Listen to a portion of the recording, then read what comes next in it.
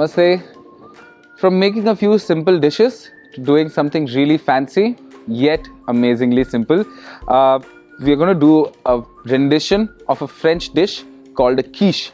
A quiche is nothing but a savory tart, and we're going to be doing two separate versions of this very traditional French dish, which I personally love a lot. But we're going to be doing it with a vegetarian egg and taking a new take on a very traditional French dish. So really simple. I've got two tart molds that I've lined with short crust pastry. So short crust is nothing other than any kind of dough that's made with a lot of oil or butter or any kind of fat. So what a fat does to a dough is that it makes it brittle or makes it khasta, as you would expect in a kachori or a samosa, and that's what we'd want ideally in a good quiche. So I just made a dough with maida and a little bit of oil and salt, and then I've lined it in a tart mold like this, and then I've weighed it down with something like a dry chole, and then I have baked it. So I've half baked it until it's lightly crispy, but I want to finish baking it off with the filling.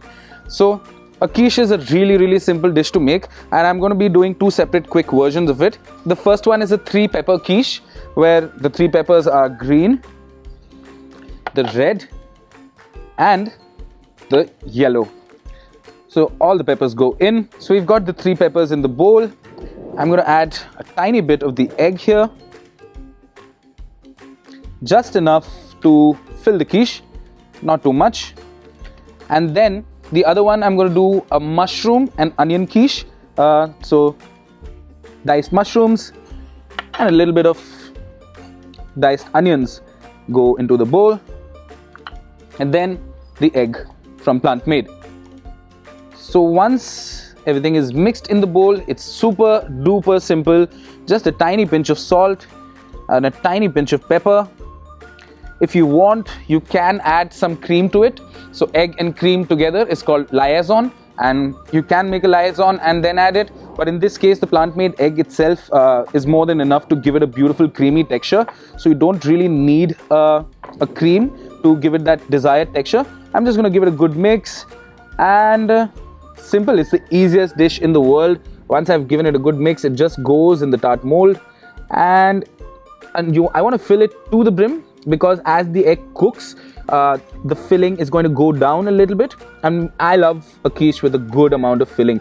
So filling goes in, and then the filling for the other 3-pepper quiche, and that's it.